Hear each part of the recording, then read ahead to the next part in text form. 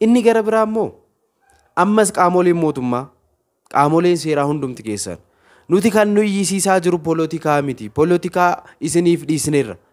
Nuti ijoollee abboota keenyaati. Abboonni keenya immoo abboota amantaati. Nuti tajaajiltoota mana amantaa Ortodoksiiti. Afaan Oromoodhaan akka tajaajilamu kan barbaadnu. Afaan garagaraatiin akka wangeelli keenya eeyyamutti tajaajiluun nama barbaadudha. Kanaafiyyuu nuun ilaalcha biraa keessa galchitanii uummata wangeela dheebote miidhinaa nu jalaa. Kana yeroon jedhu nuti waan poolitikaa nun gashu yeroo ammaa kana namoonni poolitikaa keessa umurii isaanii guutuu jiraataniyyuu poolitikaan nu gahee jedhanii yeroo bahaa jiranitti nuti waan poolitikaa nu gashu hin jiru waan ta'eef abboonni keenya poolitikaan beekani nuti poolitikaan beeknu waa'een poolitikaa nun gashu nuti kan nu dhibaa jiru lubbuu badudha. Kanaafiyyuu qaamoleen mootummaas warroonni seeraas harka keessan mana amantaa keenyarraa kaasaa. Adaraa waaqaan siniin jedha. Seenaan naabutee abboonni keenya dhugaan siniin jedha maatii Kiristoos. Har'a laala iciitii kana sinitti himaani. Uummanni hundi akka dhaga'u qabuuf jechaadha. Abboonni keenya bulchitoota mana amantaa gurguddaa gadaamota gurguddaa keessatti aangoo gurguddaa kan qaban tajaajila gurguddaadhaan beektoota hayyoota gurguddaadha abboonni keenya. Warroonni hidhaman kun Sinoodosii Oromiyaaf sabaaf sablammootaa. Kanammoo ofii isaanii Phaaphaasii taana jedhanii kan muudaman osoo hin taane hundi keessan kan akkanaa bartan nan barbaada. Hundumti isaanii filatamanii waamamaniiti. Waamamanii Finfinnee dhaalallee kan jiran amma Finfinnee gaanitti maaliif akka waamamanillee hin beekani. Sanboodha Phaaphaasii taataa Phaaphaasummaadhaaf qopheessi gaafa jedhan kaan nahee maaloo ani hin geenye jedhee kan didaa turellee jira. Dirqamaan mootummaanis simbiran jira jabaadhaa hojjedhaa muudaa jedhanii Abuuna Saawiroos fa'aa dawwalanii abboota kana walitti qabanii waamanii muudanii bakka kabajamanii jiraatanii bakka uummanni isaan jaalatu bakka uummanni isaan kabajee jirurraa mana amantaa guguddaa bulchanirraa biddeen isaanirraa bakka jaalatanirraa uummata jaalatanirraa bakka kabajamanii jiraatanirraa Abuuna Saawiroos fa'aa waamanii guranii muudanii biyya lallabaatti erganii achi iddoo tokkotti deebisanii mana tokkotti guranii Abuuna Saawiroos akkuma argitan aangoo qabatanii bahan jechaadha. Abboonni kun kanarraati kan dhufan. Ofii isaanii barbaadanii miti. Arrabsamaa turan. Ari'atamaa turan. Akka ofii Phaaphasummaa barbaadanitti jechaadha. Kanatu isaanirra gahee. Kanaaf kanadha wanti jiru. Kana sirriitti dhugaa kan akka beektan.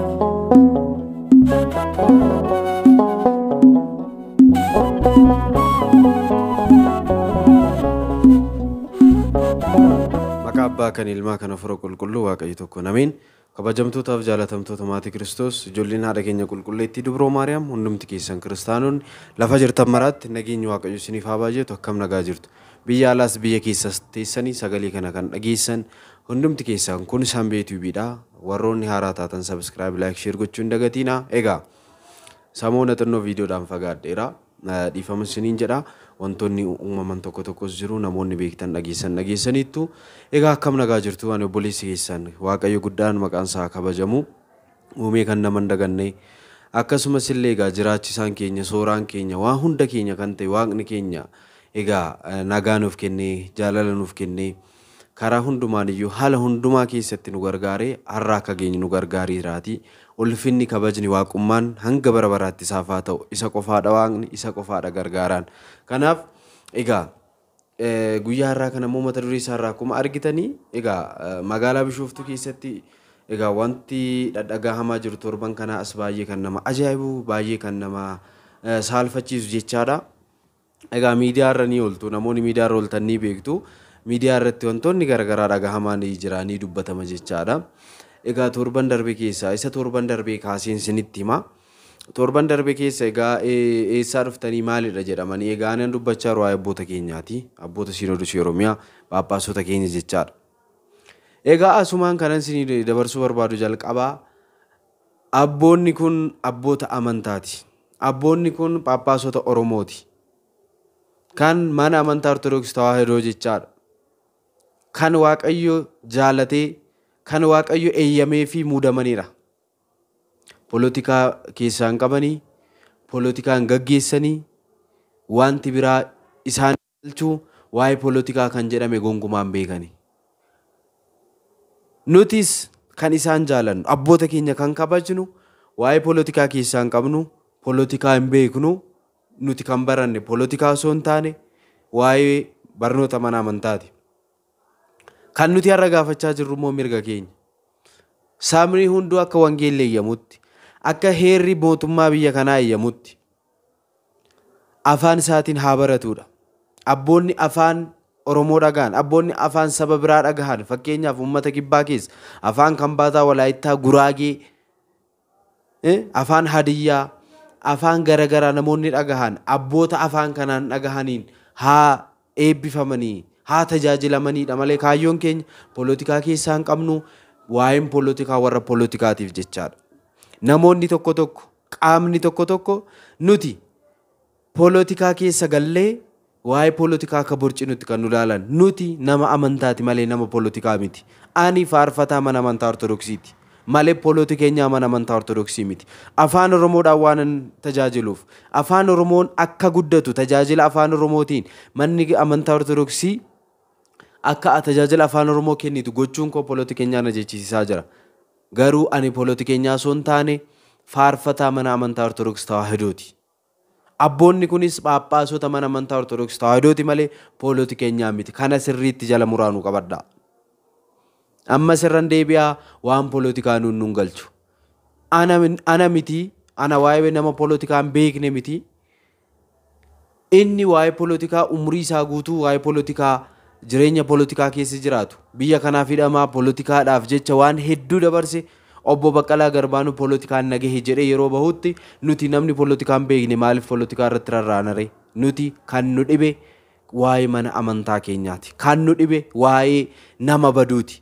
Kan nu dhibe waa'ee nama wangeela osoo hin beekiin, fooniif dhiiga Waaqayyoo gaabbii galee osoo hin fudhatiin, kan gara jireenya biyya lafaa kana dhiisee gara Waaqayyootti deemu lubbuu isa badudha jechaadha. Kanaafiyyuu seerri amma mana amantaa keenya seenee seerri mana amantaa keenya jeeqaa jiru akka sirratee namni hunduu afaan isaan baratee akka jijjiiramu malee waa'ee poolitikaa miti. Kanaafiyyuu qaamonni tokko tokko warroonni ilaalcha biraa keessa galtanii ilaalcha biraa keessa nu galchuu barbaadan adaraa Waaqayyoo nurraa dhaabaa. Nuun halkanii guyyaa kan hirriba nu dhowwu, kan boqonnaa nu dhowwu, sabni keenya afaan dhagahuun baratee mootummaa Waaqayyoo haa dhaalusa jedhudha. Yeroo hunda kan na yaaddessu waa'ee mana kiristaanaati akkuma jedhe qulqullichi Phaawulos nuti isa qabannee kan kaane malee waa'ee poolitikaa keessaa hin qabnu siniin jechuu barbaaden irra deebiin sinitti hima. Kanaafiyyuu egaa abboonni keenya magaalaa Finfinnee keessaa kan jiraataa turan ni beektu erga muudamanii ka'ee mana tokkotti ugguramanii achi keessa turaniiru.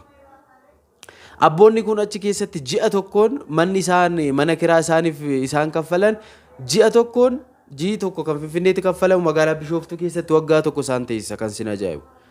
Baay'ee kan ulfaatudha jechaadha. Miileenaan kaffalama manni kiraa jechaadha. Kana hunda dandamachuuf gara magaalaa Bishooftuu, magaalaan Bishooftuu jireenyaaf gaariidha. Haalli qilleensa ishee gaariidha. Namni hundiyyuu eessayyuu haa dhufu magaalaa Bishooftuu haala gaariidhaan jiraachuu kan danda'udha.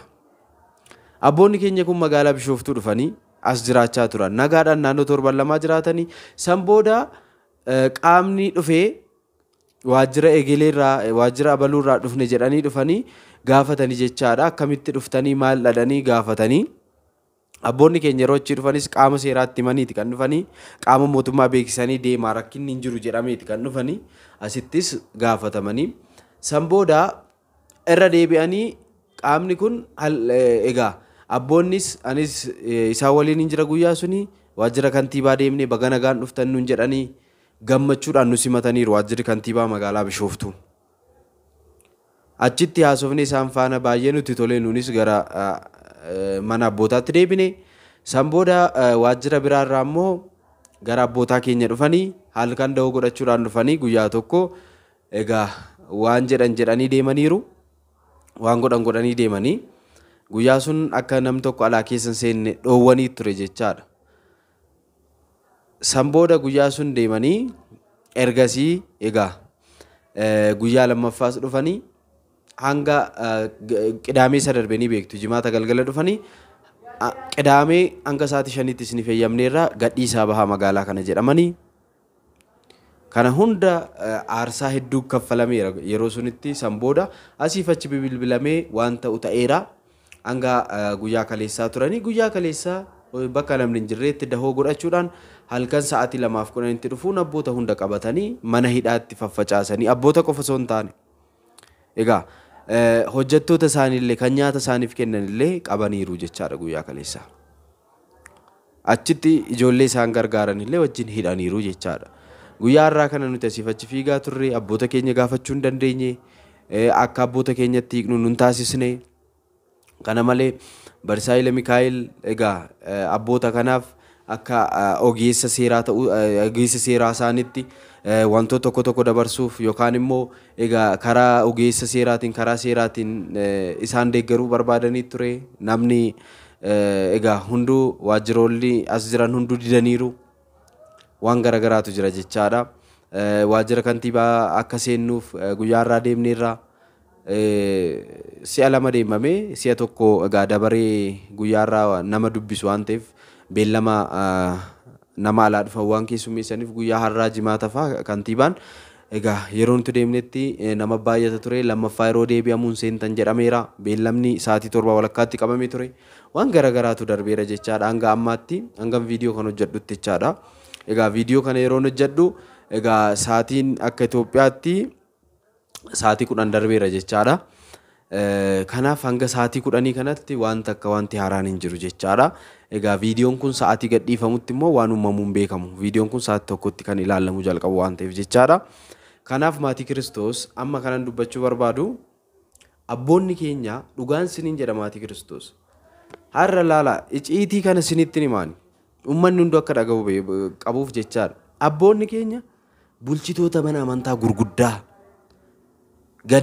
gadaamota guguddaa keessatti aangoo guguddaa kan qaban tajaajila guguddaadhaan beektoota hayyoota guguddaadha abboonni keenya warroonni hidhaman kun Sinoodosii Oromiyaaf sabaaf sablammoota kanammoo ofii isaanii Phaaphaasii taana jedhanii kan muudaman osoo hin taane hundi keessan kan akkanaa bartan nan barbaada hundumti isaanii filatamanii waamamanii Finfinnee dhaalallee kan jiran amma Finfinnee gaanitti maaliif akka waamamanillee hin beekani sanbooda Phaaphaasii taata Phaaphaasummaadhaaf qopheessi gaafa jedhan kaan nahee maaloo ani hin geenye jedhee kan didaa turellee jira dirqamaan mootummaanis hin biran jira jabaadhaa hojjedhaa muudaa jedhanii Abuuna Saawiroos faa dawwalanii abboota kana walitti qabanii waamanii muudanii bakka kabajamanii jiraatanii bakka uummanni isaan jaalatu bakka uummanni isaan kabajee jirurraa mana amantaa guguddaa bulchanirraa biddeen isaanirraa